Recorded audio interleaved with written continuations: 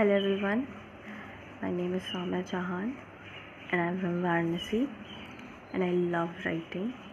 और बहुत दिनों से मेरा ऐसा मन था कि मैंने जो लिखा है उसको मैं कुछ रिसाइट करूं। जो लिखा है उसके पीछे की स्टोरी भी मैं आपको बताऊंगी। तो आज मैंने लिखा है it's kind of something based on betrayal, trust breaking. और एक्चुअली एक इंसिडेंट था, तो शुरू करते हैं। सो इट्स लाइक कि there is this friend of mine, I can't take her name. What should I call her? Let's be at Sonali. So she is on a dating site. She uses that dating site. Right swipe, left swipe चल रहा था उसका normal. So one day there was a match. They started talking. They had this good communication. Everything was going fine. After a few days of talking over chat and call, they decided to meet. तो गए वो मिलने दिल्ली में. The guy and the girl both are from Delhi. So they went to meet. उन्होंने साथ में खाना खाया बहुत अच्छे से. मतलब the time they spent together was really nice. They had fun. They went to a bar. They had their dinner together. They watched movie together. And it was a very fun evening. And even that guy came to drop her at her home. So overall it was going so good, very pleasing. Everything was with the slow pace on the right path. So obviously Sonali enjoyed it. She loved his company, as she was obviously looking for someone to be with, a good company, a good person, and she was getting good vibes from him. She was enjoying it. तो next few days फिर बातें ज़्यादा हुई नहीं. She approached him but he was too busy to reply. फिर जब भी उसने reply किया, so after like 3 to 4 days she texted him कि let's watch this movie together, a particular movie.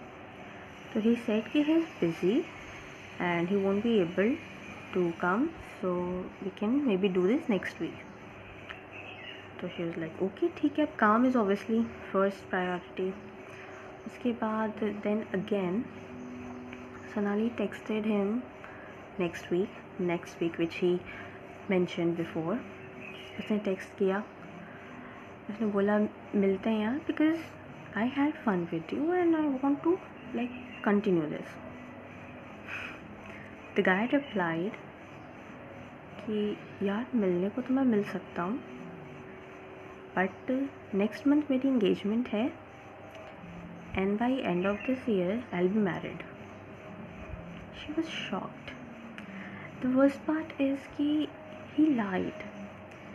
This is so sad. If you're already with someone or if you're going to be with someone and if you know about it, you have no right to be with anyone else. मतलब उस बंदे के दिमाग में ये था कि जब तक नहीं हो रहा है तब तक let's have fun. ऐसा भी नहीं है कि बहुत ही distant moments थे, नहीं. When they were together, they hugged, they were holding hands, walking around holding hands. तो ऐसा भी नहीं है कि उसके दिमाग में था, उसे पता था सब कुछ. उसके बावजूद वो डेटिंग साइट पे था and he was talking to girls there and what not. तो इस इंसिडेंट को जब सोनाली ने मेरे साथ शेयर किया तो I felt very weird. Why some people do this? I mean, if you're not happy with someone, why are you with that person? मैंने मुझे उस लड़के पे गुस्सा तो आ रहा था, पर उससे कहीं ज़्यादा मुझे उस लड़की के लिए बुरा लगा जिससे उसकी इंगेजमेंट होनी थी, जिससे उसकी शादी होनी थी. मुझे लगा कि if I were at her place, what I would have felt. आप खुद सोचिए, अगर आपका होने वाला पति या आपकी होने वाली वाइफ, जब सब कुछ तय है उसके बाद अगर आप किसी और से मिलने जा रहे हो, आपको पता चल रहा है शादी के पहले, so obviously you will be devastated. तो उसी पे मैंने कुछ लिखा था। लेकिन एक चीज़ और मैं कहना चाहूँगी, यहाँ पे मैंने जो लिखा है वो मैंने कैरेक्टर ऐसा लिया है क्योंकि मेरी स्टोरी ऐसी थी। लेकिन this is not a gender bias thing, be it a girl और a boy, if you breaking trust you are wrong, it doesn't matter. अगर लड़की कर रही है तो वो भी उतनी ही गलत है जितना एक लड़का करेगा, तो वो गलत होगा।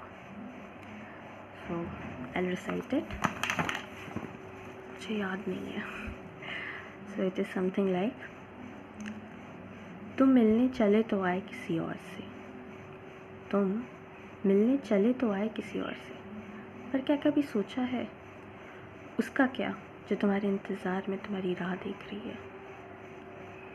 तुमने हाथ थाम तो लिया किसी और का, बाल सहला तो लिए किसी और के, पर क्या कभी सोचा है उसका क्या जो सच के श्रृंगार करके तुम्हारी राह देख रही है।